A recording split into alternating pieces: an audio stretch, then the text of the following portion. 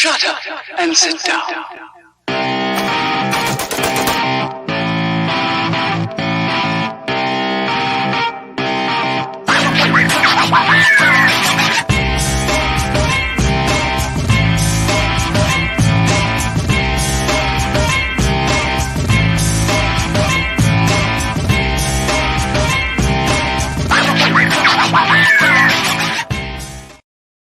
Hello, everybody. Welcome to the Fight for Liberty show on Free Speech Media. It's an early one this morning, but we are out here learning about some awesome stuff. If you need something to get you going in the morning, we have a wonderful selection of Sativa Delta 8 THC cartridges over at Nug of Knowledge. So go pick some of those up if you need something to get you started this morning, because it is it's a rough week for me. I don't know about you guys, but it's about to get so much more fun.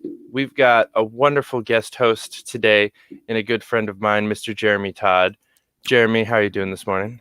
Man, I'm doing great. Not in full zombie dad mode at the moment. But talking nuclear power got me out of bed this morning, so I'm pretty fired up. Well, there we go. And so you gave it away, which is great, because we've got a wonderful guest here today, Mr. Mark Schneider, who's going to tell us all about nuclear power and how the future of energy is going to look. Mr. Schneider, how are you doing today? I'm doing great. Thanks for having me. Thank you. Well, welcome to the show. Thanks for coming.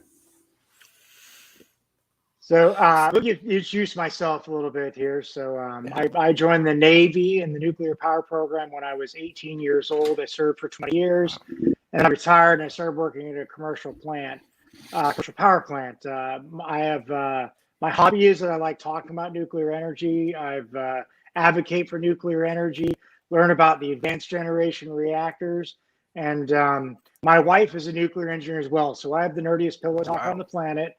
So Nice. We literally talk nuclear power basically nonstop in my house. So I love it. I will tell you how big of a nerd I am. I have the chart of nuclei, which is like the periodic table for nuclear power. So and it's in my office. I'm gonna rotate over to get a quick look at I'm such a nerd that I have Nice nuclear swag Beautiful. on my wall. So I'm here to talk, whatever questions you guys have, because I've always found that's kind of the interesting stuff with the advanced reactors. We can talk about old reactors, talk about, nuclear weapons. I'm not a super expert. We can talk about how we can manage nuclear waste. We can talk about how they're dumping water at Fukushima, all that stuff. Let's actually start with that one. So I'll kind of leave that off and talk about the water at Fukushima. All right, so they had the meltdowns. They melted down 3 reactors in Fukushima, destroyed 4. By the way, I don't know if you knew that or not, but they literally blew up 4 of them because of the way they're designed in pairs, and so they're letting hydrogen gas off. And so they used a bunch of extra water to cool it. So they're pumping seawater, fresh water, all that stuff. So they've got this mixture of water it was in the containment structures, and they're pumping it into all these giant barrels of tanks. So it's a bunch of water. All right, that's what coolant is, and the primary coolant, like there's 160 operational reactors, like 455. That's what they use as water for their coolant. So it's literally water, and it's probably of a grade that you could drink at this point. You wouldn't want to drink actual primary coolant, mainly because it's so pure that it would like suck the salts out of your body. But this stuff, because they've added some seawater in there, there's some other impurities, it actually wouldn't be bad to drink. You could drink it. It's going to have a higher level of tritium. Tritium is a form of hydrogen. You take 2 hydrogen molecules, bond it with an oxygen. You have water, right? H2O. So it's just a heavy form of water, has a half-life of about 12 years. It's also naturally produced in the upper atmosphere and literally rains down on us. There was a gentleman there's a guy named Isaac, I think it's Isaac Oster. I can't remember I might be misgetting up his name, but he's a German PhD physicist in nuclear engineering. And he was challenged to go take a swim in the Fukushima harbor, and the guy would pay for his trip. And he basically he goes, hey, who else wants a trip to Japan on this guy's dime? Yeah. So I of course tweeted that out, and he goes, and then I said, I'd take a swim in the tanks. Yeah. Because I'm not afraid of it. Like, I mean, there are actual divers that dive into the reactors, like when they do refueling, they take all the fuel out, put it in the spent fuel pit, and have to repair something. They'll send divers into the water, just this giant cavity filled with water for shielding at this point, to shield us from the radiation. Divers go in there and they do repairs and all that while in the water that everyone's so concerned about. It's like, oh, it's terrible. It's like, people do this for a living. Yeah. On the tritium note, before we get off of that, I had heard, at least if you haven't seen Pandora's Promise, one of the more revealing things was they were protesting a plant that was leaking tritium. And she basically said, if you eat one banana or drink every ounce of water that came out of this plant, you'd get more tritium from the banana than you would drinking from the plant. You would get more radiation dose from the banana. Bananas have potassium. One of the primary isotopes of potassium is potassium 41, which is radioactive. And so you get more radiation. We are all radioactive, like right now. Like we are literally all radioactive. I received, I have my report to the USNRC for my radiation exposure for 2020, which was 145 millirem. That's less than airline pilots get, by the way. And airline pilots don't have to measure it because it's produced by the sun. It's natural. But radiation is radiation is radiation. So, and I use that. I talk about my radiation exposure. My lifetime exposure is about half a rem, so 500 millirem. And I like talking about radiation. And people, you hear the fear mongering. I'll use 3 Mile as an example. They'll talk about, oh my gosh, all these people got radiation. They're going to die of cancer, blah, blah. It's like the average citizen that lived next to 3 Mile in 1979 received 3.2 milligram for the year from 3 Mile. That's a slow day at work for me. Yeah. Like I've gotten 39 in hours. Like, wow. So it's like you go to the dentist, you get an x-ray 3 milligram, one dental x-ray. You may get 4, right? So you're getting 12 millirem in one dental x-ray. And that's more radiation than what the people at 3 Mile got, right? Or the surrounding public, they got at 3 Mile. So that's what's fascinating is that we have this fear of radiation. And we'll go back to the Fukushima disaster. When those reactors blew and they were spewing, and these are the language of the media, spewing this radioactive cloud and all that stuff, and they were rapidly evacuating everyone. They killed like 1,200 people in the process of evacuating them over fear of radiation. They could have just said, hey, you know what? Yeah, this is a bad thing. We probably should evacuate you because we want to, minimize your exposure. Because, we just assume that you have an increased level of cancer if you get more radiation. It's just an assumption. And so they could have done a controlled removal of everyone. But instead, people in ICU, there was a bunch of people, elderly and people in ICUs that were killed by the government response. And by the way, the reactors only blew up because of the government's inability to let the plant respond. So that's a big difference. This is I know being libertarian type folks, this will make you feel good about the U.S. compared to Japan.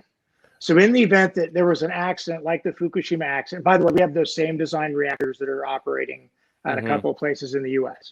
So if we had the same incident that occurred, and we'll talk later how we can't have that in the U.S., but in the event that we were generating hydrogen gas from what's called the Zerk water reaction, the plant, the shift manager at the plant has the legal authority, has the sole legal authority to release that gas to the environment. The U.S. government cannot stop them. Yeah. In Japan, the way it was set up was their shift manager had to get permission from the city of Fukushima to do the release. The mayor wouldn't give the permission, and so they built up hydrogen gas into the reactor buildings. The containments actually did their job, but hydrogen gas leaked out into the reactor buildings, hit that magical 4%, and now you have an explosion. You have 4 bombs essentially at that point. It exploded, destroyed 4 reactors. So yeah, and then so now why can't we have that in the U.S.? Well, in the event of, by the way, in the 90s, the U.S. saw this as a problem, and so the U.S. Nuclear Regulatory Commission demanded that we install what's called a station blackout diesel, which basically says we're assuming that our installed systems are going to fail, and they're going to flood out. Right? Everyone talks about, well, their emergency systems are in the basement. They're in the basement because plants are designed to take a telephone pole at 200 miles an hour. So that's why, like all these critical systems, so you can slam a telephone pole at 200 miles an hour, right? And it's going to destroy it.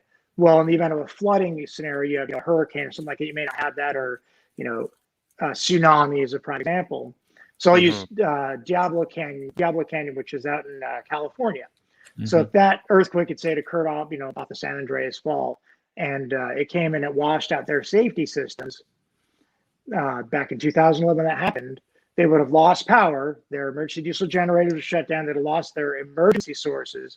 But then they had this backup diesel called the station blackout diesel that would have come online, and they could have used their less vital systems to then cool the reactor and never have that problem. And then because of Fukushima, we've added another layer of protection that is not even installed. It's these hardened concrete structures that have a bunch of portable equipment that we can pull out, install pumps and electrical generators, stuff like that, so that we can then provide safety. It's called the Flex program.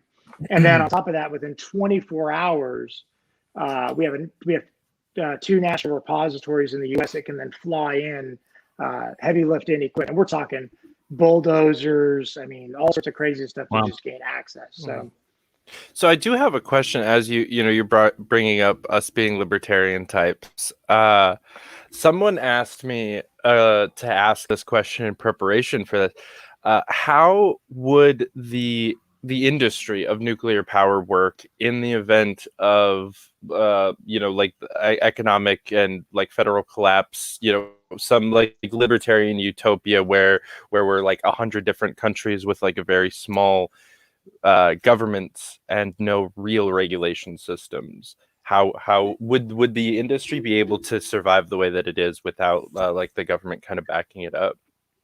So one thing that's interesting when you talk about I could talk specifically about the U.S. nuclear industry. I'm not sure internationally how they work it, but the Nuclear Regulatory Commission is actually funded by the utilities that own nuclear power plants. And so they actually provide money to the government, and the government provides that to their workers, right? So they actually fund the NRC. The nuclear industry. I know, right? I'm sorry, that made no sense. That whole sentence made no sense. You're they're giving money to the government so the government can give it to their workers. It's so makes me hate government so much more. But hold on, David. Essentially, what Mark is saying is that the industries themselves fund their own regulation, meaning taxpayers don't fund that regulation, other businesses don't fund that regulation. All nuclear regulation is paid for by the nuclear industry. So it's almost as if it's privatized, but it has government's hand in it. Am I saying that correctly, Mark? You are saying that perfectly, Jeremy. And that's one layer. The other layer is after the 3 Mile Island accident, the U.S. nuclear industry said, "Hey, we want to actually make it to where because the NRC can fine the operators, and so we want to create a system that would prevent the NRC from being able to fine them." So they developed, all the utilities got together and they developed a program called the Institute of Nuclear Power Operations. And they go around and do something similar. Basically, here's the law, right? And, so long as I'm, below this requirement, I'm never going to get a fine. And so what they did was they developed this private group that would prevent them from ever getting to those lines. And when you hear fines, they're very small and they're very infrequent for the U.S. nuclear industry. And the Institute of Nuclear Power Operations, they grade every plant. And so you're being graded against each other. Now, let's say I'm going to use, say, North Anna. It's a power plant in Northern Virginia, and INPO's going to do an audit. So Dominion Energy owns North Anna. So the audit team is going to be made up of guys from Duke Energy, Exelon, Entergy, PG&E, as well as some of the INPO corporate people. And they're going to come in and they're going to grade it. And you get, get a grading, and you get these, if you get an IMPO score 1 as their top score, right? And it's a quartile system. So only the top quarter can get an IMPO grade 1. So the other 75% of plants can't get that grade, period. Right. So do you think a guy from Exelon is going to just go, oh, hey, we're just going to give you a pass here? No, I want that high grade. I want to say I'm an IMPO score 1 power plant. So really, we've even privatized the regulation. So we privatized the NRC effectively, and then we created our own regulatory authority and privatized that. Okay, so I'm going to be super statist here and ask the follow-up question of what's keeping those, if you get rid of the possibility of fines, what's keeping people using this other privatized thing to help keep them away from those fines? So I would say that there's a culture in the industry of we understand that if we specifically in the US, if we have an accident, our job is done. They're going to shut us all down, right? And they did that in Japan after the accident at Fukushima. They shut all their reactors down to do all these upgrades they probably should have done in the 90s and 2000s. But now they're bringing them back online. Now that they're realizing that, hey, they replaced nuclear with coal. There's no really alternative to nuclear. When you have a large scale nuclear, if you want reliable energy, you're going to coal, you're going to oil, you're going to gas. That's it. As much as we want to, we would love for wind and solar to be effective. Unfortunately, when you look at the peak power demands, you look at the power demands for the population and compare it to wind and solar, solar shuts down as peak power hits or is preparing, right? So now you have zero solar being produced and your wind picks up after peak power. So basically you have this trough that exists when you need your reliable power, and wind and solar just can't meet that. And Mark, can I ask you what fills that gap on wind and solar farms? It's typically coal and natural gas. So when we actually hear people talk about expanding wind and solar, what ends up happening is you actually get an equal expansion of coal and gas. Is that correct? You do. The way I describe it is that the renewable energy is, when you talk about wind and solar, is you're getting one power plant for the price of 2.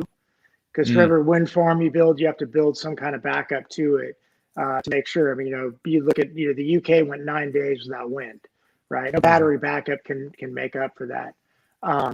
Even with solar, right? It's got a 12-hour cycle effectively. And when you look at, the size of a solar farm. There's a solar farm out in Australia that's 13,000 acres. It produces 2 gigawatts of peak power, right? So at its peak production, it will produce 2 gigawatts of energy. It's probably about between noon and 2 p.m., right?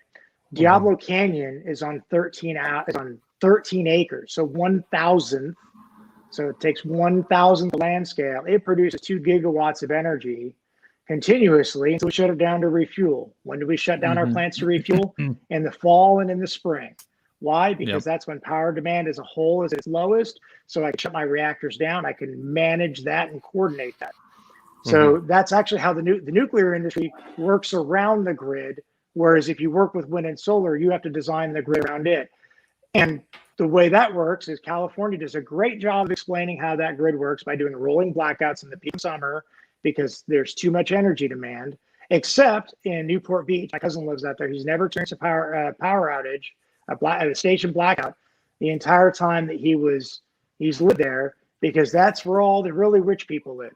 All the really rich people, they get their power, but the poor people, no, sorry, you get to deal with the rolling blackout when it's 130 degrees outside. Isn't that interesting how that always works? Yeah. So can you reveal a little bit of the dirty little backdoor relationship between coal and oil and renewables? I mean, it's really not backdoor. BP's got freaking, if you walk into the airport down in Norfolk where I live, BP's got giant ads showing that, they're promoting wind and solar, right? I mean, it's not even backdoor. They're being, absolutely obvious about it. When I talk politically about nuclear energy, I'll use the U.S. Congress, right?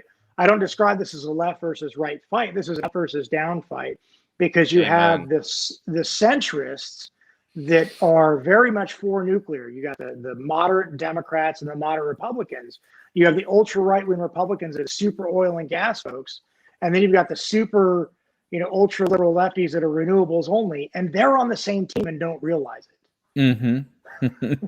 So it really is an up versus down fight where, and I would like this. And I like it, from a nuclear standpoint, the Trump administration made great strides towards nuclear energy.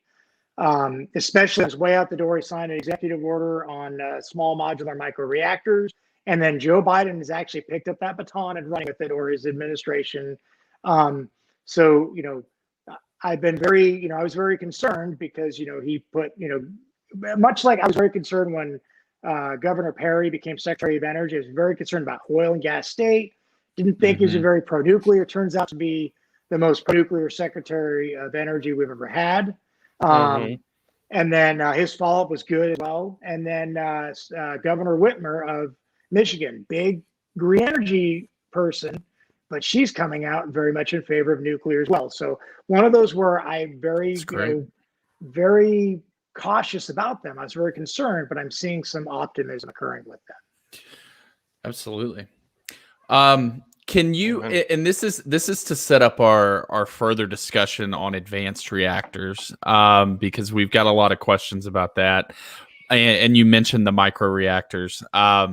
Could you break down for the audience the difference between or explain kind of in a nutshell how our existing light water reactors work, what the kind of safety issues or potential issues are with pressurized water, et cetera, the type of fuel that's used, et cetera. What are the pros and cons of a light water reactor?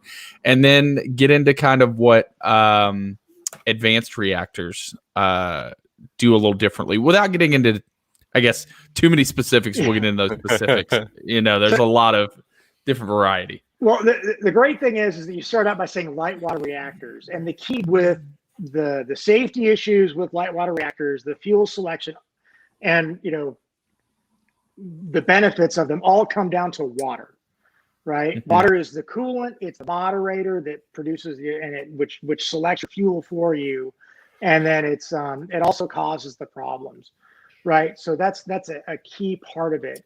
So because we're using water-cooled reactors, there's two types of neutrons that we use. There's high energy neutron called a fast neutron. So fast reactors, that's what they use. And then you have a thermal neutron, which is when neutrons go through water, about the neutron strikes a hydrogen atom. It's like, watching two tennis balls strike together, right? There's about half the energy. But if you take a tennis ball and throw it against a bowling ball, right? The tennis ball keeps energy. That's a neutron, right? So that's when we talk about fast versus thermal. In a thermal reactor, you need to bring that energy down with those neutrons because uranium-235, which is our fuel in our light water reactors, which exists 0.7% of all uranium on the planet is uranium-235. It's just a flavor of uranium. It likes those thermal neutrons, and that causes fission. So water primary coolant is your preferred coolant for that. We understand light water reactors extremely well. But the problem with light water reactors is that you have a phase change that occurs. So you can only keep water as a liquid for so long, or up to a certain temperature, and then it becomes all steam, right? We see that, with the accidents at Chernobyl and the accident at SL1, which was in Idaho, where we literally blew up an Army reactor because if you have an overpower demand, you put too much energy into it. Steam is 19,000, takes up 19,000 times the volume of water.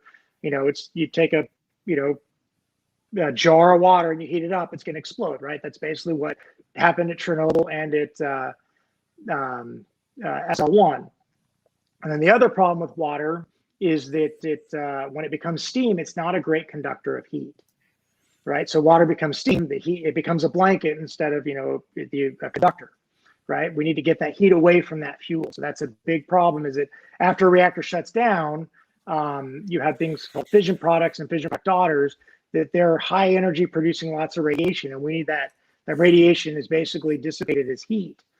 And so you got to remove that heat. Well, if you put a blanket around it, right, it just gets hotter and hotter and hotter and melts down. Think about that's what happened at Fukushima, the accident at Fukushima, the accident at 3 Mile Island. Now, what caused the explosions at Fukushima? Another problem with water is that our fuel is clad in zirconium, and that zirconium at 230 degrees Celsius, in the presence of steam, it basically creates hydrogen gas and oxygen gas. Mm-hmm. Hydrogen gas and oxygen gas together. Yep, you have a bomb, It's a right? bomb. And that's, yep. So one of the things they're doing for improve, there's 4 plants in the U.S. that either have tested or are testing advanced light water reactor fuel that basically is accident tolerant. So it's got better fuel pellets. It's got a cladding around it so that it no longer puts that zirconium in contact with it, such that you won't cause that reaction. So that's the old light water reactors. Now, when you get into the advanced reactors, I mean, you've got reactors that are cooled by molten salts, liquid metals, gases, heat pipes. The one advanced reactor that's that's in licensing review right now, you don't even have a liquid coolant or a gaseous coolant. It uses heat pipes like on your microprocessor on like super high-end computers. And so then it actually uses no water whatsoever in the reactor. So a lot of the advanced designs that use like a molten salt loop to go through a steam generator to generate steam through a heat engine. This reactor, the company's Oklo, and their reactor is called the Aurora. It uses heat pipes to then heat up carbon dioxide using a supercritical carbon dioxide heat cycle. And then its cooling, its heat sink is a radiator. So it uses basically air cooling to cool it. And then that heat pipe, because it's solid, it will dissipate the heat. So going back to that, those accidents, I talked about Chernobyl and SO1, where they basically put too much energy and too much power into the reactor and caused them to explode. Yeah. Well, we know from history that if we have that kind of event in a metal-cooled reactor, you might partially melt down the reactor, but we can operate them for decades later, like the reactor at San Susanna out in LA, and the reactor EBR-1 up in Idaho. Those 2 reactors were metal-cooled reactors that they underwent Chernobyl-style events of overpower demand casualties. Only partially melted their fuel because they got so hot, but that metal dissipates the heat out so rapidly that they were able to handle it. With advanced designs using physics, using microprocessor-based equipment, using those meltdowns were in the 50s and 60s, mind you, right? Mm-hmm. So we're not talking, like we were still learning. Like the reactor at SO1 that melted down in 1961, they have control rods that control the nuclear chain reaction, and they used manual cranks to operate them. We use switches today. Yeah. Right. So give you an idea is that we had Chernobyl level events when we were so early in the infancy of nuclear energy, but we operated those reactors for decades later to pull out the melted fuel and then put in new fuel. So I honestly forget that we've had nuclear for that long. A lot. Yeah. We've had so many I say that naively, but we've had so many problems with it, and it's been this kind of scary thing that we haven't quite figured out yet, even now. And we had Fukushima, which kind of like put it back on everybody's radar of like, oh, it's this scary thing that we haven't figured out. You don't really remember that it's been 60, 70, almost 100 years of doing this, and we've really only still had like a dozen of those kinds of incidents. Meanwhile, we've been powering countries for decades. So if you look at the commercial nuclear industry, right, commercial reactors, there have been a total of 8 meltdowns. Fukushima counts for 3 of them. Chernobyl, another Russian one, 2 at France at the same unit. And by the way, that second Russian and the 2 French units are still online, and then 3 Mile and Unit 2. So we've had 8. 3 of those reactors are still operating, right? And then that's a pretty good track record. That's better than like literally any other industry. I'm pretty sure more McDonald's have burned down than that. That's true. The what I find wild about it, Mark, is that when we hear meltdown, people think, oh, this area is uninhabitable for 10,000 years. And no, the reality is they went to work the next day on the on the grounds, right? Chernobyl operated for what, 13 years after the meltdown? But there's still workers there. Yeah. There's still workers at Chernobyl. Like, it's not, there are people that still work there. Now, you don't want to, the governments have established a level that is considered safe for you to live there. And like, there's, I talking about, was it Pandora's Promise? And they take around and they've got the radiation meter, right? And they're going around and they go to that church that everyone's in violation of, Soviet law and then Russian law and then Ukrainian law, where they're going to this church and radiation exposure was like 2 microsieverts, and they're sitting up on a plane and it's like 25, right? Like, you look at the difference and you go, wait a minute, this is an exclusion zone because it's radiation from Chernobyl, but the radiation dose is extremely low, right? So it's fascinating when you look at, how much the public is led to believe this is really dangerous stuff. And I go back to my radiation exposure. People all the time tell me, well, radiation is dangerous. I'm like, well, then why do I do my job? If I was concerned that radiation was dangerous, why am I the guy that willingly goes into radiation fields? I mean, right. It's because you understand that the numbers, right? Like, it's crazy. So back on light water reactors, one of the things that I've heard is an obstacle to getting advanced reactors, and I think you touched on it, the licensing. But currently, I've heard that all of our regulations are written for light water reactors. Where are we on getting regulations and licensing done for these advanced reactors? So it's funny. Carolyn Cochran, the COO of Oklo, she rewrote some of the. I wouldn't say rewrote. She basically they have a template for getting a reactor licensed, and so when she was applying for their license for the Aurora, they handed her this template. The NRC did, and they go, "So what's your chemistry program?" She goes, "Well, we don't have one." Like, what do you mean? Well, we don't have any water, so there's no chemistry associated with it. Well, okay. Well, what about your CBCS system, your chemical volume and control system? We don't have one of those. So she took the regulations and wrote a template for their reactor design, and then put it in there. The regulations are written around light water reactors. And then there's something called ASME codes. It's American Standards of Mechanical Engineering, I think. And in the US, you can build, based on those codes, a liquid metal reactor, a light water reactor, a heavy water reactor. That's it. Right? So there's no, and it basically, think about it, is that these codes are designed around, you got a boiler, right? So even these codes cover, some natural gas plants, they cover, any kind of boilers, right? So coal and all that use giant boilers. And so it's how you inspect some kind of vessel that's a high temperatures, higher pressures.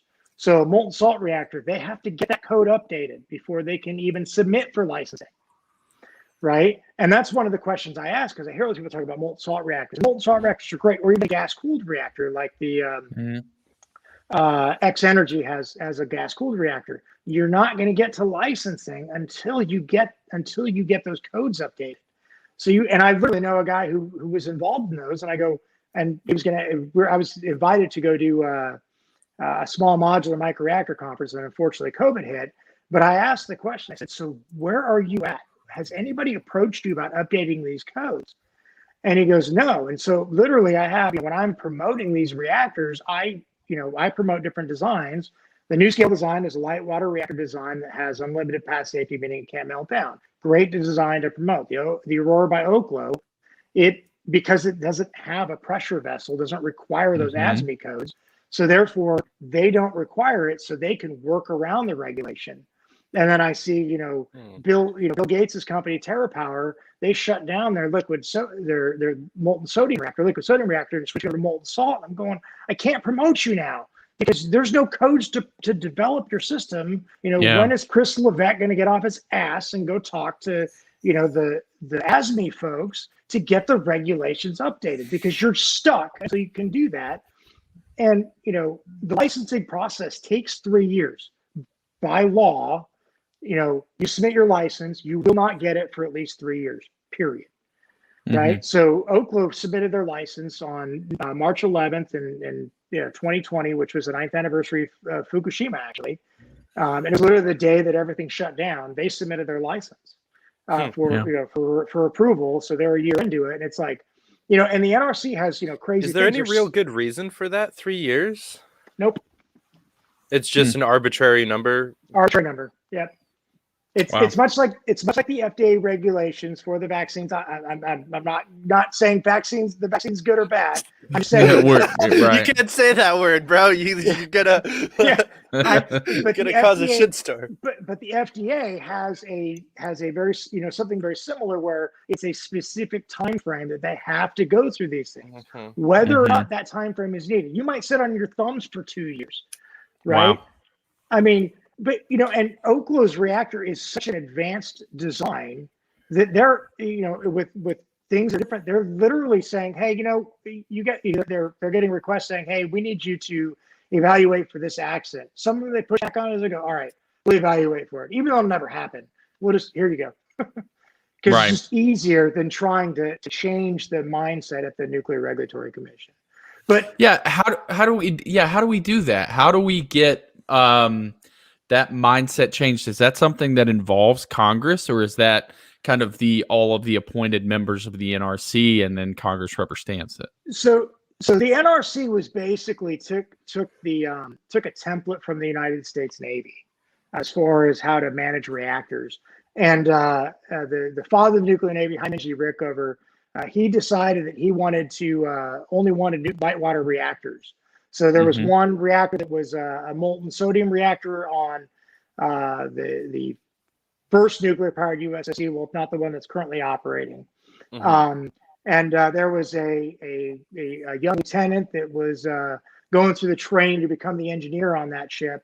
Had a lot of one-on-ones with Admiral Rickover. His name was Jimmy Carter. And so he then went into the White House and he kind of took that mindset. Jimmy Carter was president during the 3 Mile Island accident. So he was very influenced by Rickover. So fortunately, what we are seeing is that the U.S. Department of Defense has requested three companies to submit designs for a micro reactor that's deployable for emergency operations, Army, forward operating bases, things like that. It has to fit in the C-17 Galaxy, has all these specific restrictions on it.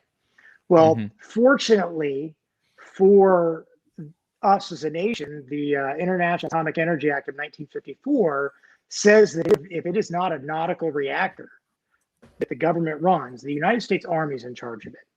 So the Army Corps of Engineers is in charge of this. So they are, they can take a completely different mindset to this that eliminates the Navy mentality of, of this a light water risk, extreme risk aversion towards doing something new. And then, they can take that, and because it's, government entity still that's working with, the Department of Energy, with the NRC, they can start to change that mindset. And X Energy is one. I think the GE Hitachi's. There's 3 designs out there that are being submitted to the Army Corps of Engineers for these mobile reactors that they can fly in, drop in, up online within 24 hours, operate them for X number of months, years, shut it down, and then within 7 days pull that thing out and be out of there. Now, go ahead, David. I wanted to kind of go back into the regulation conversation, because you mentioned just the first of all, like the arbitrary nature of some of it, but also just the closed-mindedness of a lot of it. And I feel like this is an industry where we can't really have this kind of problem. We talk about government regulations in business, especially like me as a libertarian activist, and one of my biggest things is occupational licensing. So I'm usually out here talking about, and I've actually written legislation to repeal some of it, and it's one of my bigger issues is like being able to open a restaurant easier, being able to not have to go through 9 months of schooling to cut hair. but this is an industry where we're talking about holding back scientific advancement, holding back solving the problems. Like, we can't fix our environment until we are completely, on some sort of renewable energy, which in my mind includes nuclear. I know a lot of people disagree on that one, but we can't really fix the world until nuclear gets to that point where it can take over the entire energy production of the world, in my opinion. And we're holding that back because of just like useless, arbitrary regulations. So I'm curious, more to Jeremy's question, like how do we fix that so that we can let you guys do your jobs? Yeah, you want to talk about arbitrary regulations? So at work. Oh no, I've got a great work story here. All right. So the NRC was conducting an audit at work, and they would not complete the audit because we replaced the carpet in the control room, and the requirement is that the control room is supposed to match extremely closely to the simulator, and they would not complete the audit until we had changed out the carpet in the simulator. Are you fucking kidding me? Nope, 100% serious. Oh my God. 100% serious. Yep. What? That's why do these people even exist? Like, what is the point of paying these people salaries? I mean, so a prime example, walking around at work, and if you leave oil in a container for a while, it actually kind of creates like it will stain, glass. And we have on the pumps, just small pumps at the plant, you have these little, we call them chicken feeders. That's their actual technical term. It's just a little, bulb of glass that, is on the top and has a level oil in it. You got to make sure there's enough oil in it. Well, over time, it stains the glass, and you'll actually get dark brown specks on it. And, the NRC identified there was debris in the oil of one of our pumps, because they didn't know that there was staining on the glass. So now I can make a difference. This is a great comparison between the Navy and the commercial industry. So we spent, as a private company, we had to spend a bunch of money because some NRC regulator doesn't know how oil behaves over years. Yeah. Right. And so we have to spend a bunch of money to do engineering evaluations and all this stuff. I mean, I had to write the report on it. It goes up to our engineers, and I basically said the NRC guy doesn't know what he's talking about in much nicer language than that. But the great thing is that when I was in the Navy, I did the job as the regulator. I worked for Naval Reactors, which is the Navy's version of regulator. I did that for 2 years.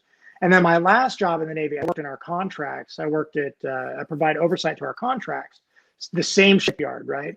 And so one of the things that was fascinating is that when we would have something like that, where the Naval Reactors guy, the regulator, would say something stupid, and the shipyard would go off, and they would, make some crazy, analysis because the regulator's stupid.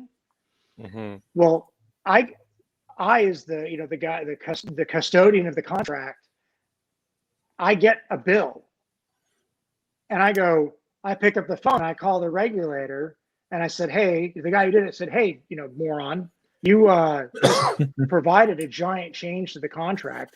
By the way, I've informed my boss, who's going to talk to your boss, and then he's going to talk to his boss. And so you're getting 2 layers up. If this happens again, it's coming out of your paycheck. Yeah, it should. So, I mean, holy cow. That, one of the fundamental arguments of libertarianism, not to go onto this, is that I don't think as a whole we believe that industry should be unregulated. There should be some privatized and audits and things like you mentioned that they were doing. But one of the issues with the government doing it is exactly what you just laid out, that oftentimes these are not experts in any way, shape, form, or fashion, holding these industries hostage because of their own mistakes. And that's painful. That's painful to hear. Okay. and this is what the industry deals with on a daily basis. And then because of all those regulations, we have NRC, we have INPO. Oh, we have our own site. We have our own corporate people that go around and provide internal regulation. Then we have site-specific people that provide internal regulations. I mean, it's the layers that we have upon layers upon layers. Mm-hmm. I mean, and you get comments. We have we use ancient equipment at the plant. We have these timers that. One of the evolution we have to reset these timers, and to reset, you have to pull them out of the panel, and flip a switch. It takes a timer, goes from one's at 2 minutes, others 4 minutes, and they click back. And our requirement is we can't do two-handed operations. So one guy went and he unscrewed them both, pulled them out, flicked them out, and then stuck them back in there. And it was a giant. We had to do this. We call it a clock reset. This is self-imposed. We're self-imposing stupidity on ourselves. So there's a whole cultural shift that needs to happen from the very bottom to the very top of the nuclear industry, where we do want safety as a priority. But are we being safe or are we being stupid is the question. Yeah. Right. And it really speaks to, because in this conversation, we hear a lot that, these companies, private companies in a capitalistic society, their main priority is money, right? That's what we hear. It's not safety. It's not the customer. It's not the employee. It's money, right? Which anyone who's worked anywhere within the corporate structure of any company knows that that's not true. You're talking about self-imposed stupidity. I've never worked in a job where there wasn't self-imposed stupidity. Yeah. I've literally watched someone get fired before my very eyes, on the dot, for getting up and refilling his cup of water without locking his computer screen. Because there was somebody's social security number was on the screen. Yeah. Just fired on the fucking spot. Even the government wouldn't tell you to do that. We have some crazy regulations that we had to abide by because we had social security numbers, but that was above and beyond to a level that no government regulation would have encouraged the actual firing of that person, because we know that the government doesn't fire bad people. Yeah. Very true. Yeah. So I've got a couple questions, Mark. So if we can move from this point, talk about one of the things that we believe uphold a free market that David mentioned is incentives, right? And I think David's getting to the point of there are a lot of other incentives other than money for things to for companies to work and function effectively. However, sometimes the government steps in and incentivizes bad behavior. Can we talk about decommissioning funds? Oh, so decommissioning fund. Yeah, that's interesting. So by law, nuclear is the only industry that you have to basically every year you have to, when you build a plant, you have to set aside a certain amount of money, and then you have to add money to it every single year, right? And so that you can clean up the site when you're done. And so there is an actual industry that is based around bidding on that, and then if they can clean it up and under the value, they get the profit. So there is an actual industry surrounding, there's a company called Holtec, and they do other things too, but their industry, one of their primary industries is reactor cleanup. They actually are in the process of taking over Indian Point. And, and the problem with all this stuff, especially when you do nuclear, we're kind of go back in a little bit on the regulation aspect, but the decommissioning fund is that, I hear people saying we need to keep these plants open, and they're pressing the government to force these plants open. But if you're, I can't remember if it's Exelon, I think Exelon might own Indian Point. So Exelon has already signed a contract with Holtec 5 years ago, right? 5 years ago, they signed a contract with Holtec stating that they were going to take over the plants when they shut them down. I think they got one of the units shut down, they're shutting the other one down. So 6 months prior to shutting down a plant, if you as an advocate want to keep a plant open, you are 4.5 years late, probably more like 6 or 7 years late. Because now, right, if I tell the governor of Virginia, or if I'm the governor of New York, and I demand that Exelon keep this plant open, Exelon goes, fine, absolutely. Here's the lawsuit for $500 billion to keep this plant open so I can pay off Holtec. I can upgrade this plant to meet all the requirements. And by the way, you're going to do it. Because, right, that's part of the problem. And, these decommissioning funds are an issue. I would love to see, the great thing I see about a decommissioning fund is if you have a company, and Holtec is the new reactor business. A company like Holtec comes in, they purchase the site, they decommission the plant, clean it up, right, to a level that's satisfactory, and they take that extra money, and now you got money to pop in brand new reactors on a site that's been previously operated. And Holtec is like crazy what they are doing. They're trying to get a site license out in New Mexico so that they can accumulate all the nuclear waste in the U.S. Are they going to burn it in fast? Well, is that the plan? So I think the plan is they're going to get it out there and then have all that waste. Now you have a monopoly on the nuclear waste. We've only used less than 5% of the energy out of that because we used thermal reactors, light water reactors, put it in a brand new reactor design. Oh, wait, Holtec designs and builds them. Now they've got fuel supply for the nation for these advanced reactor designs. Oh, yeah, they're really smart with this. Yeah, that is very smart. Okay, so we talk about, can you just give a quick overview, because you touched on something we hear all the time about nuclear waste. How much waste is this? What does it look like? And what really is it? Because it as you've mentioned on other shows, it's very bad branding to call this waste. Yeah, I think I like gently. I've heard gently used fuel, previously loved fuel are great conversations for it. So it's a solid. I remember having a conversation, and this was an epiphany I had, and I don't know if you guys follow Scott Adams or not, the Dilbert guy. But I tweeted this out, and he had an entire 5 minutes talking about how genius my tweet was. But it was to me, it was like I had this epiphany. I'm getting an argument with some renewable energy person about nuclear waste, and what if it leaks? I'm like, what do you mean? What if it leaks? Well, yeah, what if it leaks out? And I'm like, it's a solid. And they're like, what do you mean it's a solid? I said, it's a solid pellet contained inside a solid rodlet that's inside a container that has a stainless steel liner that's surrounded by concrete with a stainless steel outer liner. That container is rated for 300 years. It ain't going anywhere. Right. And the maintenance you got to do on it is every 20 years, you got to slap some paint on it. You can walk up and hug those things and not get radiation. I go out and hang out by them. We got to run security diesels out there to make sure that the lights turn on in the event we lose power once a month, right? We would go run a diesel to make sure that it runs, right? To make sure that there's lights at these things. You have to have special equipment to move them around. It's and you have to have special training for that equipment. We can go up and pick these things up. It's absolutely safe by itself sitting out there. And that 300 years is actually key, talking about the waste, is that in 300 years, I can walk up, open those containers, pull it out, and it's not going to do anything. Because you have two types of radiation there's four major types of radiation, but there's two types of radiation you're really concerned about when it comes to nuclear waste.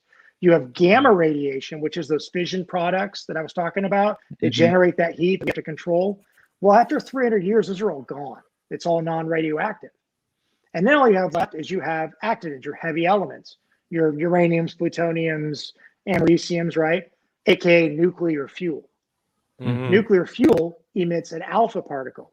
Alpha particle won't even penetrate the dead layer of skin on your body, right? It won't even penetrate 10 centimeters of air. Yeah. You can swallow brand new nuclear fuel, which is radioactive. It produces alpha particles. There's a guy who did this in the 1990s. You can look it up on YouTube. Swallows U-308. Your body will not absorb uranium oxide in that manner. The mucus layer in your digestive tract will block the alpha. You're going to burp up some helium because alpha is just a helium nucleus. And then you're going to have a really heavy bowel movement later on. Yeah, it's a little heavy. Yeah, heavy because it weighs a lot. Yeah, that's that. So this all of this fear monger, and then don't tempt me, Mark. That's pretty funny. If you can get your hands on uranium, please direct message myself and David Fite. We will air it here on Free Speech Media. And I totally be honest. Like, I mean, the video is amazing. You look it up on YouTube. Like, he literally takes and he dumps it on his hand, right? It's a powder, and he's comparing it to a bottle of no-dos. And he goes, one of these has enough, can kill you, and your 12-year-old can buy it. He goes, I've had the feds knock on my door trying, threatening to arrest me and to confiscate my other bottle that can't damage you. And he literally dumps them on his hand. It's powder form, it's not pelletized yet. Dumps on his hand, and then he dumps them back into the container. And he goes, and he puts up the radiac to show that it's producing alpha. And he goes, licks it, and it swallows a glass of water. Yep. Amazing. Nice. So to finish off our topic on advanced reactors, I have been, as you probably could guess, like most people mine and David's age, I've been evangelized in this by Dr. Kirk Sorensen's movies, and Flibby Energy and the Lifter design and all of those things. Can we talk about some of the passive safety and how these advanced reactor designs have solved a lot of the problems that have existed or been fear-mongered in light and heavy water reactors? And then if you would be able to touch on some of the alternate uses of these smaller reactors, replacing the electrical grid at, say, industrial heat applications. So as far as advanced reactors, when you're looking at it, the big thing is by not using water, your ability to conduct heat remains. So that's the first thing, right? Now, when you're talking like with the Lifter reactor, the lithium fluoride thorium reactor, and we're going to mention thorium because I want the cult of thorium to come after you. Yes, thank you. Thorium's a great fuel. I love thorium, but it's on par with plutonium. All the same benefits and everything. The only drawback that plutonium has is it's not as abundant. And the only drawback that thorium has is that we don't have as much experience. So they're great fuels. There's a lot of misnomers about thorium can burn nuclear waste. No, actually, it's plutonium you're burning when you're using nuclear waste. Now, there's the very first commercial reactor at shipping port used all three types of fuels: uranium, plutonium, and thorium.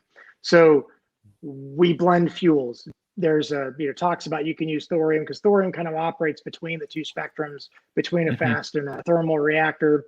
So it's very useful. And I love thorium, and I don't want everyone to think I'm knocking thorium, but it's not this perfect fuel. When it gets done, it's going to have waste is going to last 300 years. Same thing with plutonium reactor or a pure uranium-235 reactor. Cover that now so that we get that out of the way, because otherwise the podcast that I did last week, we did not mention that, and he was like, I told him the cult of thorium is going to come after you, and literally he had the cult of thorium. He goes, you were not joking. I said, oh yeah, we don't talk about it, they're going to come after you. So I have to mention that. Now, as far as the past safeties, like with the molten salt reactor, one of the things that they have is they have dump tanks where you have because they're the fuel is in the coolant in those. They don't use a separate fuel system for the most part. There's certain designs. There's the Moltex has a design for a molten salt reactor that the fuel is in a molten salt, but it's in a fuel rod, and they have a molten salt that goes around the fuel rod, so that they can control the fission products and all that.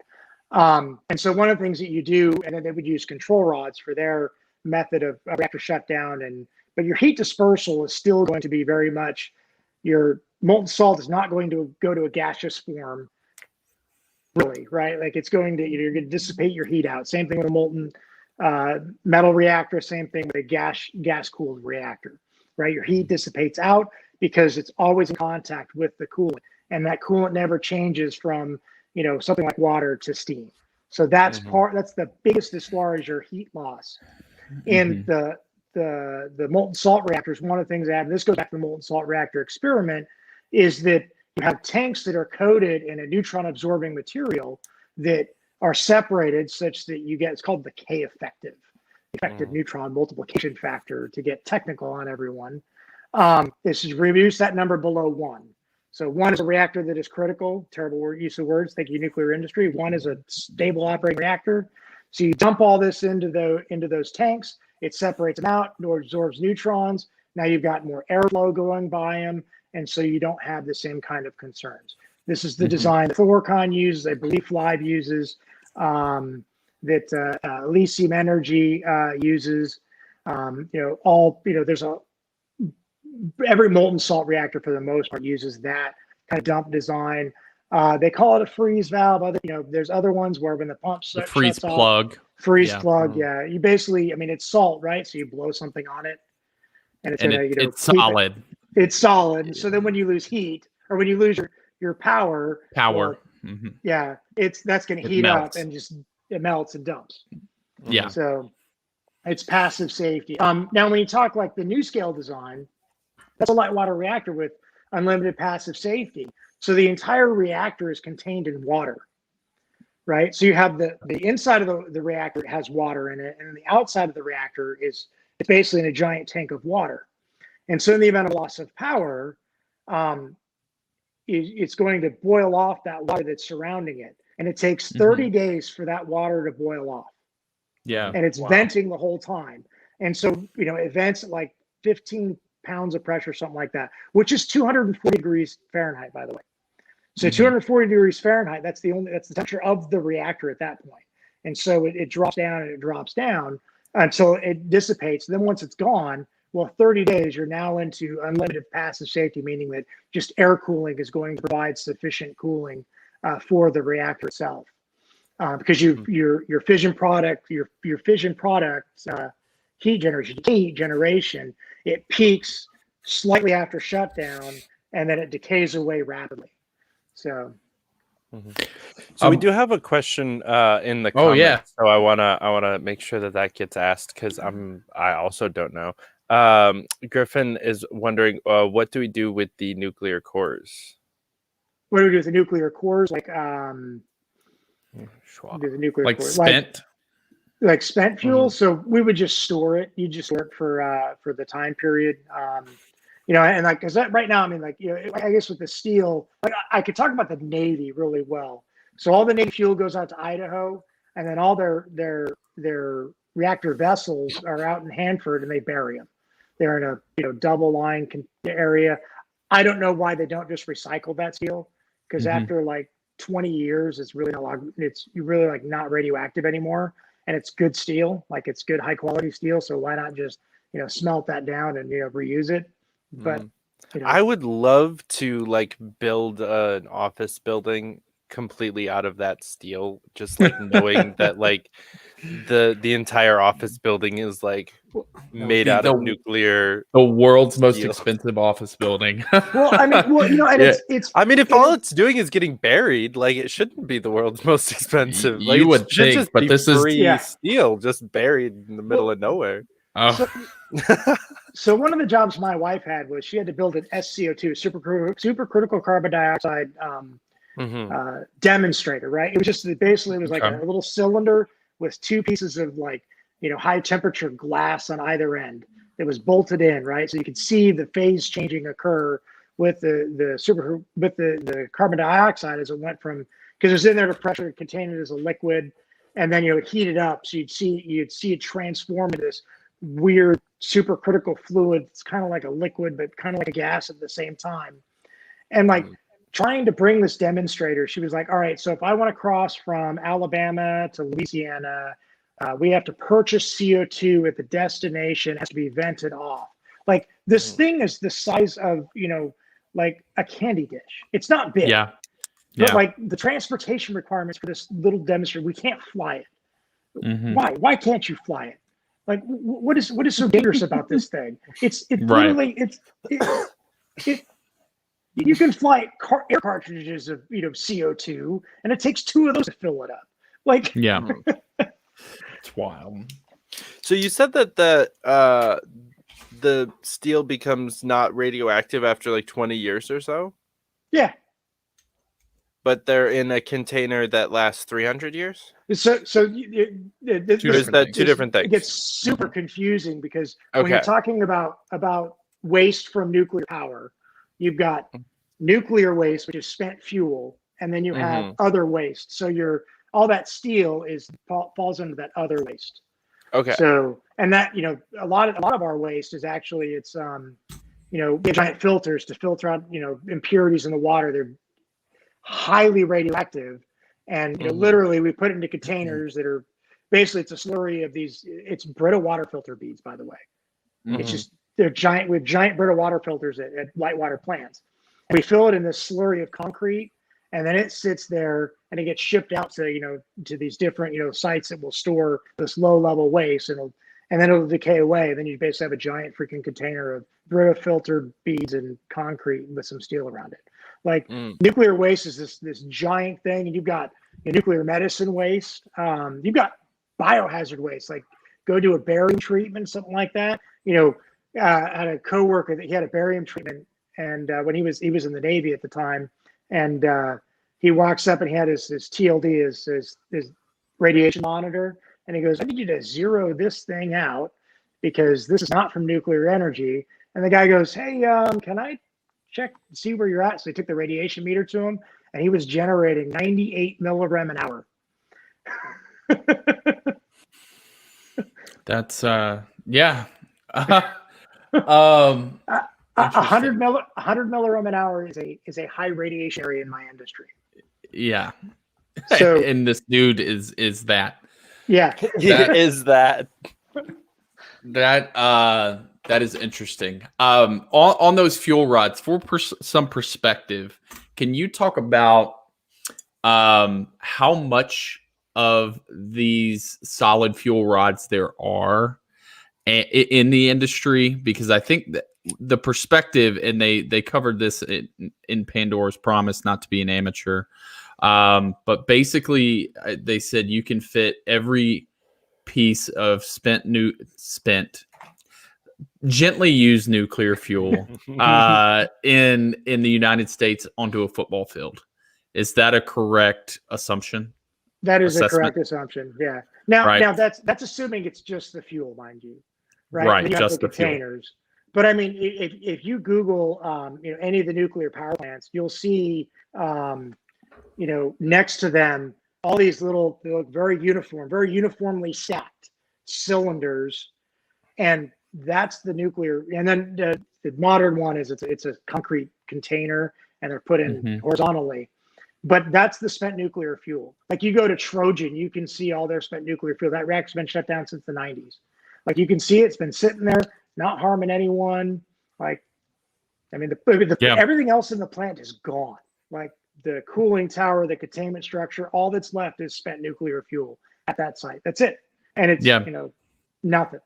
I mean, it's, when you think about how much, time, how long that some of these plants operate, and you look at, they're,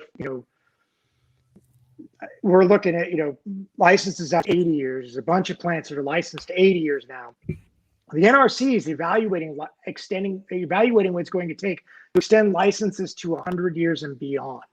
Like, I don't think anybody, when they were building these plants in the 60s, 70s, and 80s, ever expected them to be around, into the latter half of the 21st century. Right. Well beyond their lifespan. So that's one of the things that's amazing about nuclear, is that when you're building some of these plants, you're building a piece of infrastructure that's going to outlast your children. Yeah. And it's really frustrating that we're essentially using the same designs that when the industry started were the original designs, because I believe the founders went with, speaking of Rickover, I don't think Rickover was ever like, this is the end all be all. He's just like, this is the one we can get up and running and functional now, and advancements will come. And those advancements in design have come, but they've never come to fruition in reality. And that can be really frustrating for us nuclear advocates. So I do like, there is an advancement in light water fuel that's coming out. There's a company called Lightbridge, and they have a fuel design. I'm invested, by the way. Awesome. I about 30% of my portfolio is Lightbridge. Oh wow. Yeah. So right now the fuel rodlets are just a cylinder. They're long cylinders, many feet long.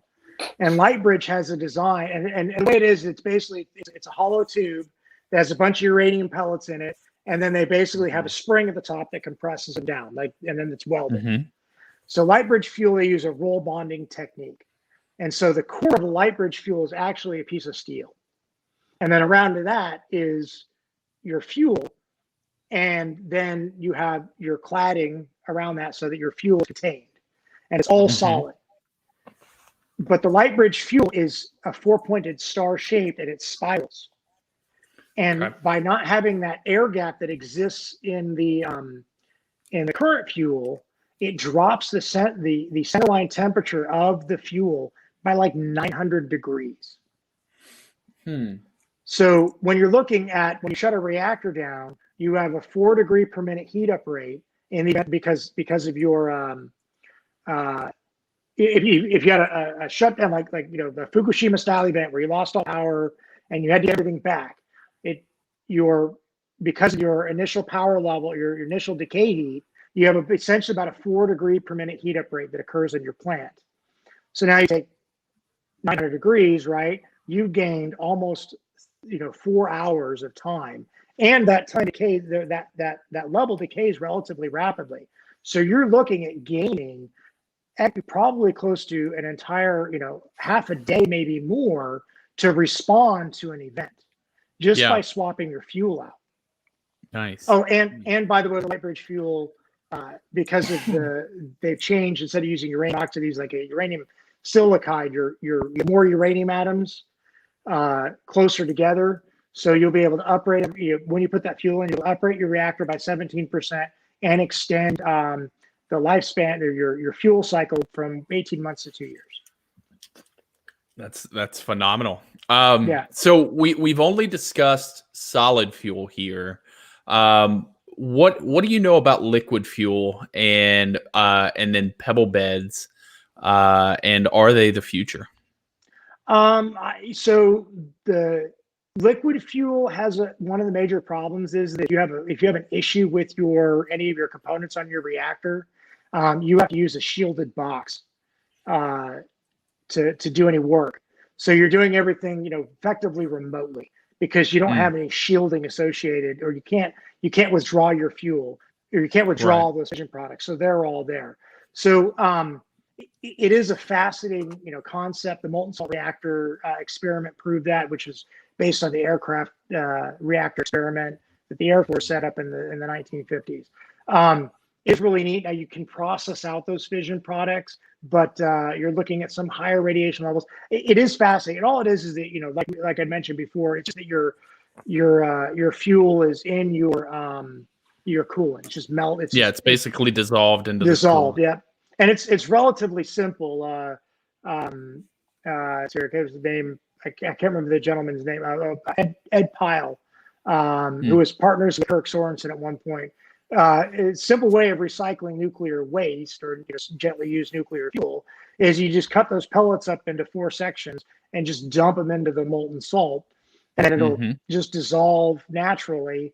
And then you can filter out they're called noble metals, so things like gold that don't react. And then you can filter those out, and then you have basically your fuel in your coolant, and it works very easily. The other great thing about one of the things that's great about your molten salt reactors and your pebble bed reactors is that you can refuel them online. So you can add. There are a couple designs light water or there's a heavy water design that the Canadians use, the CANDU reactor. They refuel online. They can pull fuel in and out. Whereas U.S. designs, you have to completely shut and cool the reactor down to refuel it. So you can refuel these things online, and really it's more like adding fuel, and then you filter out your fission products in a molten salt reactor. And a pebble bed, your pebbles are in a giant hopper, and then you basically just have a double valve system at the top and a double valve system at the bottom. And basically you open up the inlet, pebble drops in, close that, open up the other one, pebble pulls out. You use obviously using shielded containers, and then you can pull it out to analyze it, see if it's going to go back in the top or if it's going to go for disposal. And then to add new ones, you got a double valve system. You put it in there, you open it up, pebble drops in, close that, open the interior, pressurizes, drops into the bed. And I mean, and pebble beds are interesting because you basically have everything contained in this shell that can't melt, or it can't. It's not going to melt at a certain temperature. And I love that you're like super technical with this, Jeremy. By the way, it's super awesome. Awesome. Dude, I'm so glad that he's here. He's asking so many better questions than I would have been able to ask. Like he texted me before we did that. I think it was yesterday. He was like, "So on a scale of like 1 to 10, how much do you know about nuclear?" And I was like, 3, maybe 4. Like I don't like I know what my science textbooks in high school told me, which is not much, and then what Jeremy's told me. Yeah, and so and a pebble bed reactor. I mean, and the crazy thing about pebble bed reactors is that there are designs that are molten salt, gas cooled. Like you can, one of the things that's crazy and fascinating, and I love that you mentioned the lifter, because so many people they think that. What about the Lifter Reactor? I'm like, well, the Lifter Reactor is a combination of several different things to make this one design. It uses a molten salt, which is lithium fluoride. I can use molten chloride, table salt. Table salt can be used, right? That's the molten chloride salt reactor is one of TerraPower's designs, right? And then thorium is a fuel. Well, you got Thorcon, probably named. I'm not sure how they came to their name, but their design barge that's going to be built in shipyards in Indonesia to get around U.S. regulations. Their design. They go, what their design? They go, all right. What do you want, customer? Do you want uranium-238? Do you want plutonium, or do you want a thorium-based reactor, or do you want a blend? You tell us what you want. We can adjust our reactor based around it. So really, one of the things you're seeing with these advanced designs is very much on we're going to take what the end user wants and make it work for them, right? Kind of a backwards for my industry, where it's really, well, this is what we have, you're going to use this. Like, no, well, we can change and manipulate it. You had asked, we need to get to this question because it's extremely important to talk about different uses for nuclear energy, as far as heat, as far as different applications. So mine companies or oil fields in northern Canada are actually looking to nuclear, specifically microreactor nuclear, for A, their electrical needs, and B, for their waste heat, so they can use that to heat the oil shale so they can process the oil. So think about how interesting that is that as we are, going towards these alternative methods of obtaining oil that is not just a standard, stick the freaking pipe in the bottom of the ground and pump up some crude, right? We have to extract it out of oil in extreme cold environments. We need heat, and the oil industry is going, all right, maybe we need this nuclear thing. So that's fascinating as far as waste heat. The other thing is, when you talk about grid stability, you look at Texas is a prime example, right? Everyone wants the issue with Texas, and then that giant cold snap, and basically the wind turbines shut down, solar panels were covered, natural gas went to the homes first. There's a law that says that, by the way, that natural gas goes to homes first, not to power generation. And so then basically they lost basically a quantity of natural gas. So and then it got too cold to pump.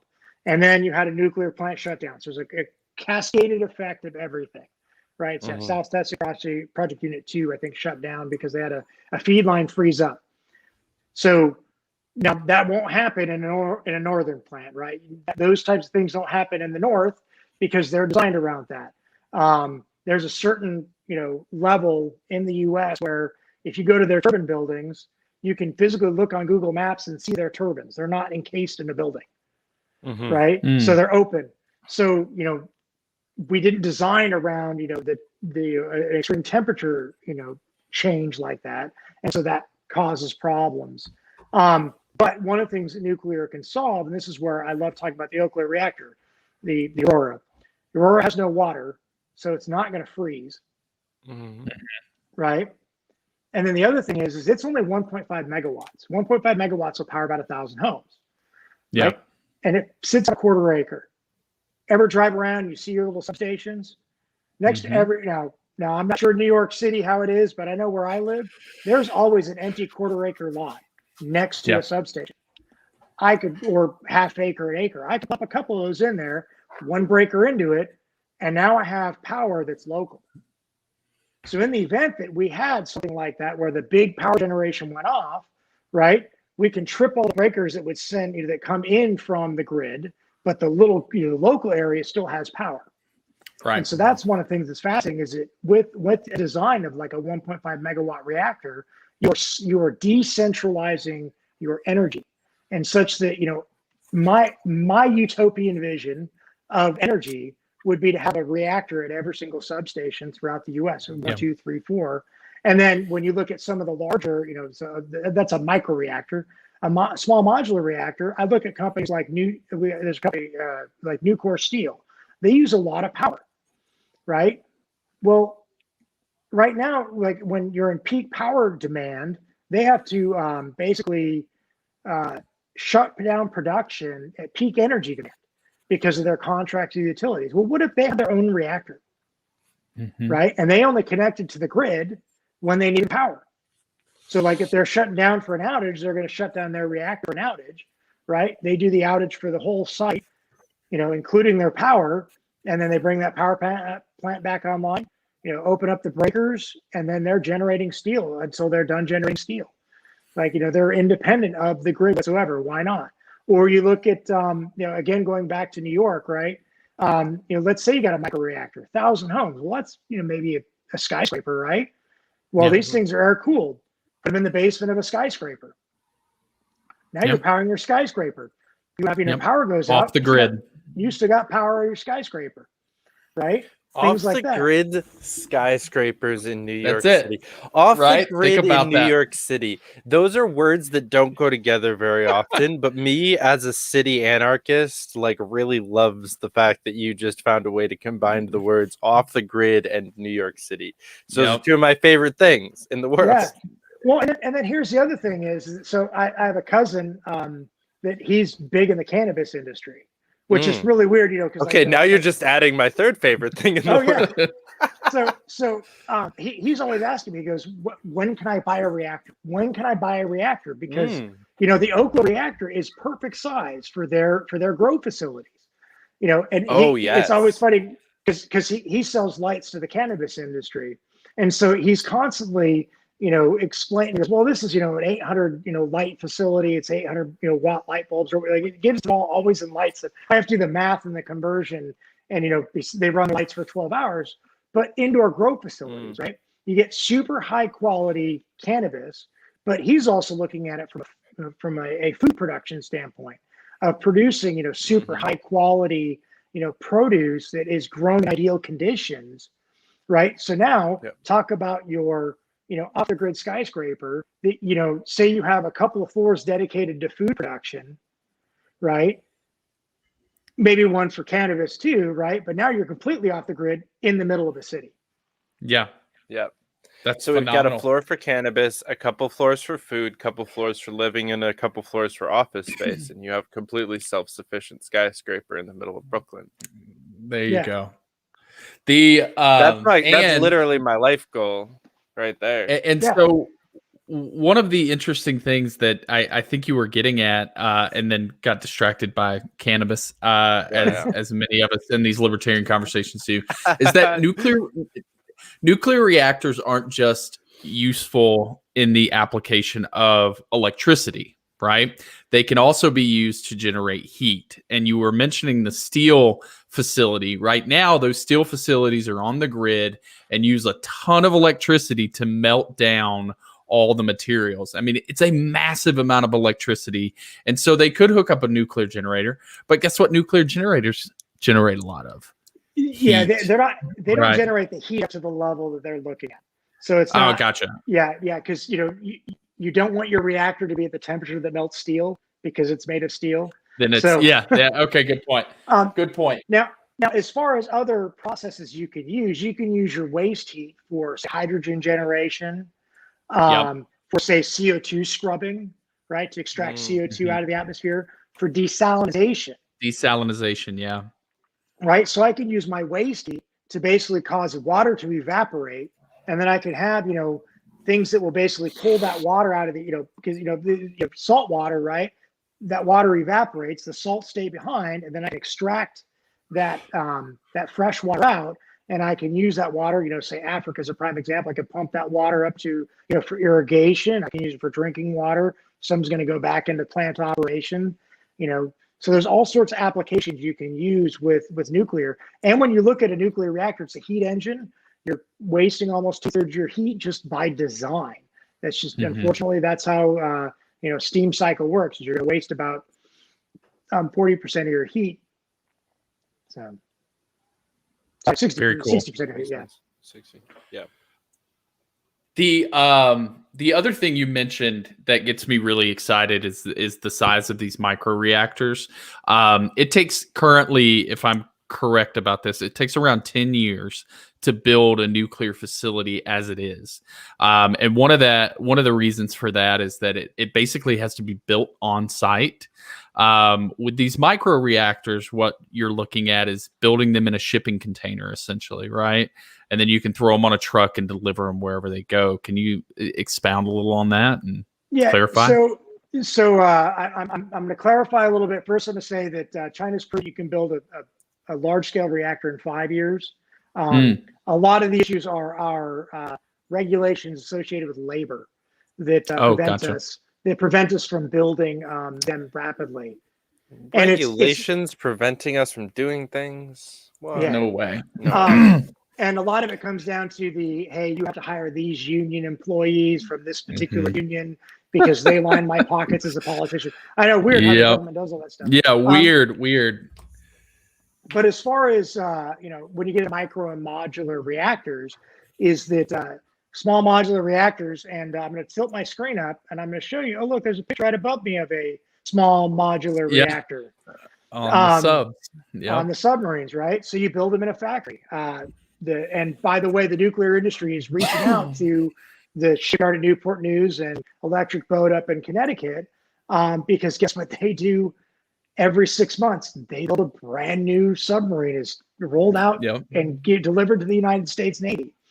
And so one of the things that, when you're talking about it is you can build these things in a factory. And so you're building, say you have your reactor, that's the big complicated thing, that you have to build your reactor in this facility because you're going to build it in some factory that's never existed before. So that's probably the big long lead in any kind of thing. And by the way, the industry is reaching out to vendors to start their production of, even though they're not licensed to construct yet, they're starting to develop the relationship with vendors, getting bids and figuring out who's going to be their vendors to start building modular micro reactors. So you build your reactor core and your primary system, we'll call it. And then say you have your steam skid, and then you have your condensate skid, and then you have a control skid, and basically they all show up. So you show up to site and you start digging your foundation, you build your foundation to all the NRC standards, and then all your modules show up. They've all been tested for the most part individually, put them all together, you test them as one, right? Do your integrated operations, fuel the thing, do your testing with your fuel, and then you bring it online, do online testing, and so your construction process goes way down. Right. And then you're repeating, right? So I got, say Bob is the guy that fabricates this line that comes off of my primary system. Well, Bob's going to do that on every single system for every single one of those. So Bob's really good at that, right? It's that same, human resource management of, specialization, right? And that's part of the reason why, if you look at the Virginia class submarine program, the bows are all the very bow and the very stern are built at Newport News Shipbuilding, whereas the engine room skids are built up at Electric Boat. And then they ship them between the two shipyards, such that the same shipyard is building the same modules over and over and over again. Right. Each shipyard builds the same 40% of each submarine. And then, so 80% of the submarine is built, and the final 20% is built by the shipyard that's delivering. Yeah. So, okay, I have a two-part question. First of all, who can buy these micro reactors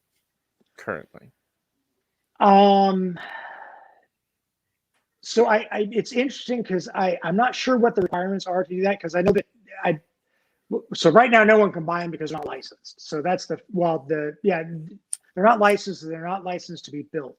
So I'm not sure how that all works, because I know that there's a private company that is bought the license for the Bellefonte power plant that was under construction in Alabama, and they don't have any nuclear experience. So they're trying to figure out, construction or operations. So they're trying to figure out like what they need to do to be able to finish that reactor and bring it online. So it's kind of like anybody can do it, so long as they're willing to jump through all the hoops and the red tape. Yeah. Okay. So I have a follow-up question that actually goes back to, I think it was my first question, really. How,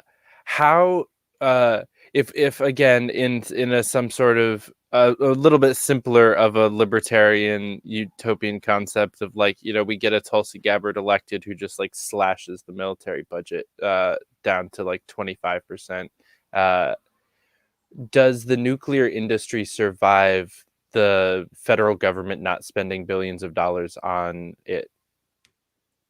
They don't spend, they spend barely millions of dollars on it right now, as far as the commercial industry. Okay. I was under the impression that our military I was under the impression that more of our federal budget went to the nuclear industry. The nuclear industry. It would make sense for more of it to go. They spend trillions of dollars a year. I would assume that at least billions of it went to the most logical place. So the nuclear industry is the least subsidized power generation of all the electrical power generation in the U.S. And all the subsidies associated with it. I'm going to say subsidies versus grants per se. The subsidies basically go, this company wants to license a new site. They might get a $21 million subsidy for that. And so that's basically the only thing. But as far as now that's the federal government. State governments are completely different. Because different states will subsidize differently for their license extensions and things like that. But federally, no. Federally, there is no subsidies. The only subsidy that exists is the fact that the government under the Obama administration breached the contract with fuel, so they have to pay to store fuel on the sites. So that's a penalty that the government is paying because they breached the contract for the construction of Yucca Mountain. Interesting. So the government violated the law. Right. And then now it's paying restitution, essentially. Yep. Big surprise there. Yeah, I was thinking specifically because you mentioned like the submarine and that you were going to work with them. I was thinking, if Tulsi was president, those submarines wouldn't be being built every 6 months because we don't have any use for those submarines being built every 6 months realistically. And it wouldn't be a source of it wouldn't be a possible partnership for the industry. It was kind of the basis of my question. So, I would say this from that, those two shipyards are going to be around for a long time because those, you still have to clean up the ships when they're done. And so they're all involved in that process as well. So those shipyards will be around. It's every time you build it. So Newport News Shipbuilding, I did 10 years, 4 tours there in the Navy. And so I could speak very much in detail. They build aircraft carriers, right? So the USS Gerald R. Ford was recently commissioned. 60 years later, they'll be done with that. Newport News Shipbuilding will. 60 years, right? That's a 60-year commitment that the U.S. government made to one shipyard by commissioning it. Oh, there's 3 behind it. Nice. So Tulsi Gabbard may come in and slash the budget to 25%. Guess what? They're still going to build the Enterprise and the Dory Davis because those contracts are signed, and you sign a contract with a private company, you're going to pay them. Yeah, that's fair. That's honestly like one of the biggest critiques of like libertarian politics is that it would involve a shit ton of like breach of contract and like breaking laws and fucking over a lot of people to do it. A lot of like executive overreach and a bunch of things that we fight against and rally against all day, every day. And then it's like, oh, but it would be cool if Joe Jorgensen did it. Yeah. So I guess Mark, with David, I mean, I don't know how long you guys wanted to go, but I kind of wanted to know, what can we do just as civilians and political activists to encourage nuclear growth in America? Because we have seen the light that this is the safest, cleanest form of energy, and there is no green future without it. And believe it or not, libertarians do care about the environment. God forbid we have clean air and clean water. What can we do to encourage the growth of the industry? I just, always, when there's, a new nuclear story, I like to promote some pretty big nuclear stories. I've been doing it lately, but I used to do it every day. I'd put out like 3 articles. So I promote nuclear. So whenever you see something that's big on nuclear, if you have questions, ask the questions. The Office of Nuclear Energy, they have a web page. They have a Twitter account. They're very good. So I promote them. There's a couple of really good activists out there. Eric, is it McErlin? He's the communications director for Nuclear Engineering Institute. I like what he does. I don't like what NEI does personally. I like his communication, but I don't. NEI is focused on, a lot of the industry is really focused on the, look at this, this testing we're doing, and this, they like to talk a lot of the extra stuff. Whereas I'm very much on the, everyone wants to talk about the big thing everyone's talking about, planetary wide is climate change, right? Whether you believe it or not, whether you think it's real, it's irrelevant. It's on everyone's mind, right? And if if you're talking about, we, found this fungus that eats, nuclear waste, I don't really care. I mean, it's really cool that you found that thing, but NEI, I don't care. I want you to promote the advanced designs so that we can, fix either the issue that exists that is climate change, or the issue that exists that is the mass solution of climate change. It's an issue either way, right? Either we have to convince the public that we have a solution to this, or we have to provide a solution to it. Those are your options, right? Because you're not going to convince them with words. You have to convince them with action. And if we start building nuclear reactors, and we start, reducing the amount of, carbon dioxide we're putting into the air, amount of methane gas and other things, we're producing cleaner air, cleaner water, that's what we need to do. So he's a great resource. Carolyn Cochran of Oklo, he does great things. Atomic Rod, he's another guy that does a lot of great work. So there's a lot of nuclear advocates out there trying to promote them, and they're putting out good information. I can't remember Oscar's name, Oskar, is a great guy. And just really, when you see, a lot of people don't realize, like, this month, there have been like 8 reactors approved for construction planetary wide. Like, it's going. That's good. I mean, Kenya and Egypt are about to build nuclear reactors. Fantastic. Nice. So, I mean, like, it's on. And they're gonna, I mean, it's on. It's just that we in the U.S. are very focused on our microcosm. And I have people that I work with in the nuclear industry. Nuclear's dead. I'm like, I don't know what you're looking at. Not worldwide. But another company is Thomas Thor. They're a headhunting company for nuclear energy, for international primarily. But like, the amount of stuff that they're putting out about nuclear, specifically in Northern Europe, because I think they're based in Norway. Don't quote me on that, but they do great work as well. I mean, it's just fascinating, what's going on. And I think, Jeremy, you mentioned the BREST, which is Russia's modular molten lead reactor that's going to prove that we can build a molten lead reactor that runs on nuclear waste. Yeah, that's pretty awesome. And then one of the things that's interesting, is bringing up the fact that we are fed a lot of misinformation. If you go to the Wikipedia page about the BN series reactors in Russia, it says that they've shut down design of the BN 1200. I have spoken to an engineer that's a lead on that project. Russia is all in on the BN 1200 reactor, which is a molten sodium reactor that's based on the BN 800 reactor. It's running off of nuclear waste right now from Russian waste. So the Russians are all in on these molten metal reactors with the BREST 300 and the BN 1200. But we don't know that because someone in Wikipedia read an article that's 10 years old and then updated it. And I'm like, and I think Russia's kind of keeping that a little close to their chest. Right. And I would say the other thing is that when you talk with nuclear advocates, and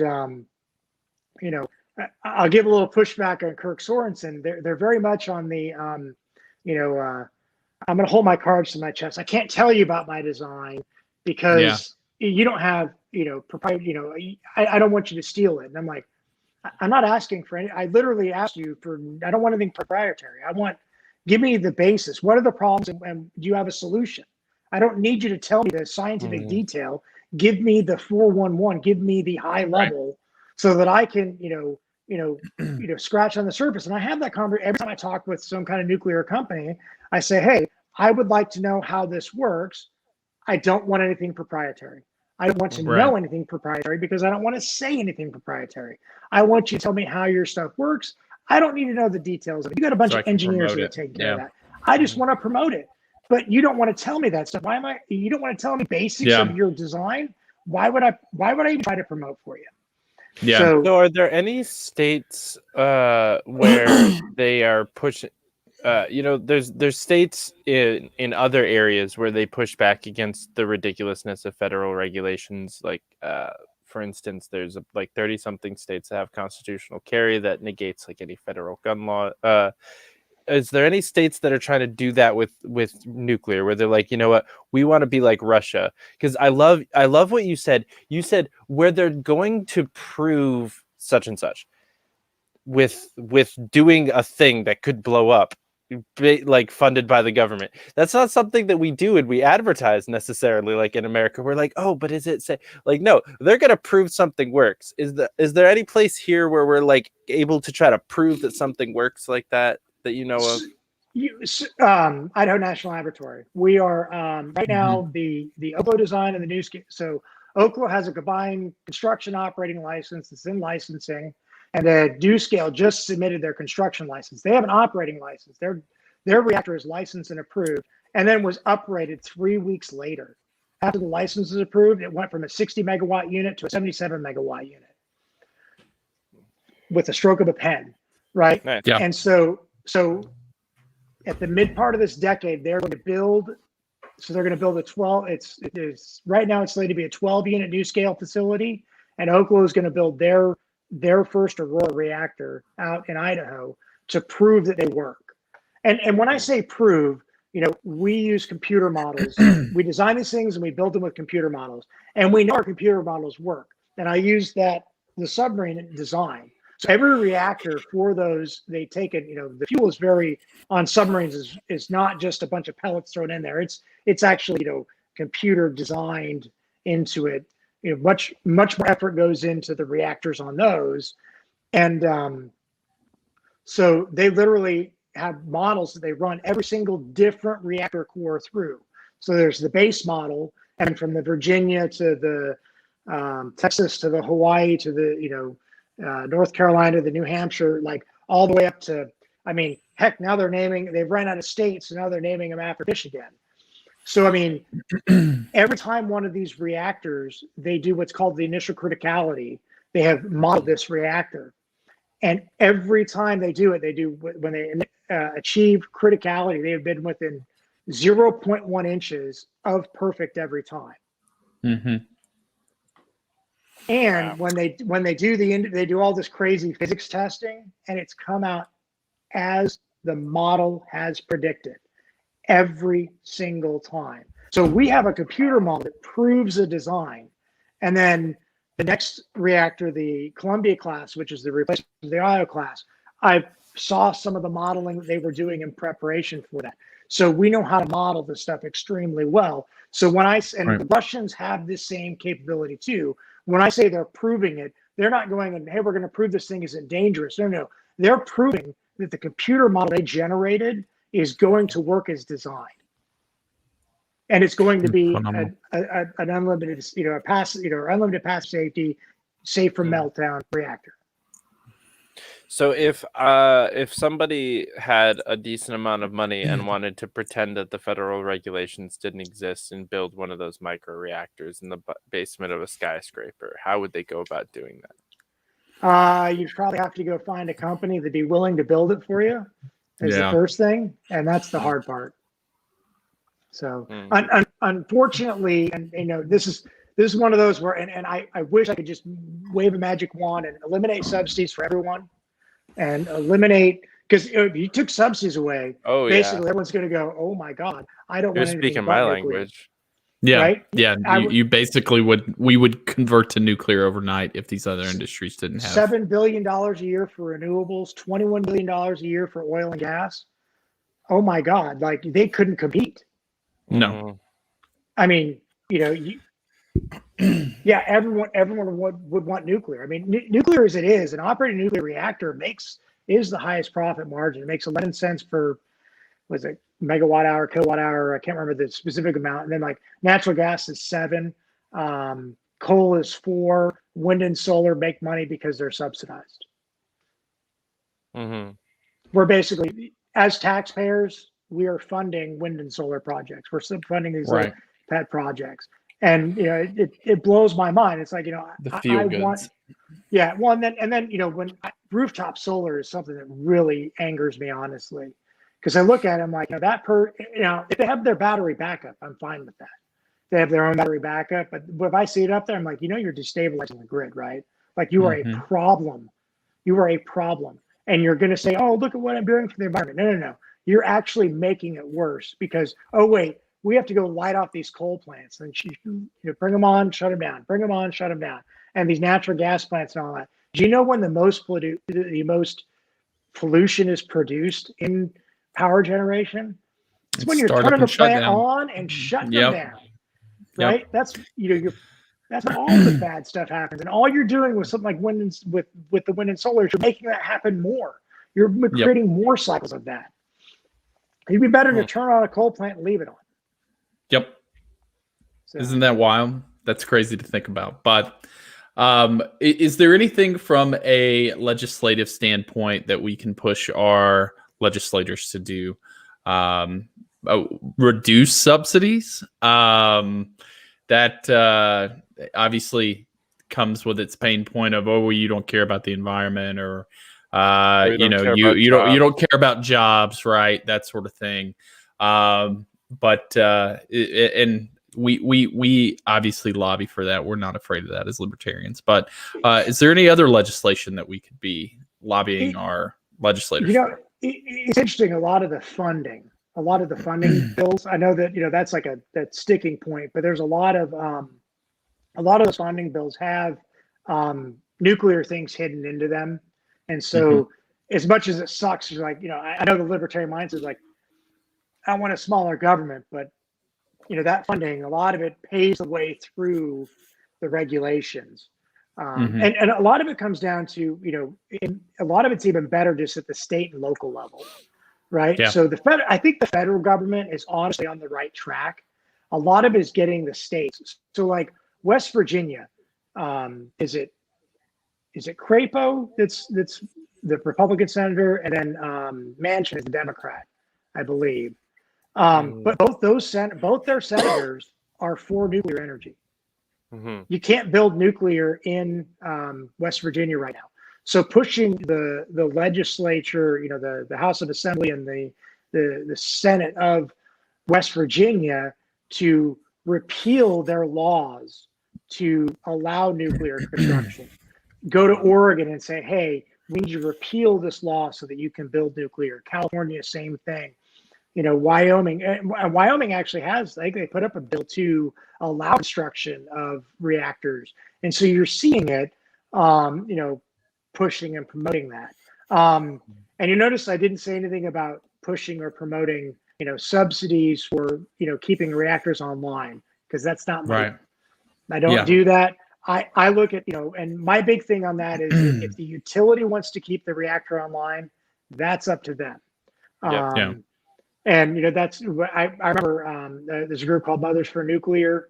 They got really upset with me because I refused to sign the moveon.org petition to keep Indian Point open. I said, I looked and I can't see anything from the utility that says they want to keep it online. And they replied to one of the founders replied to me and said, well, the utility's not going to say that publicly. I said, and I said, if the utility wants to keep it online, they'll tell you they want to keep it online.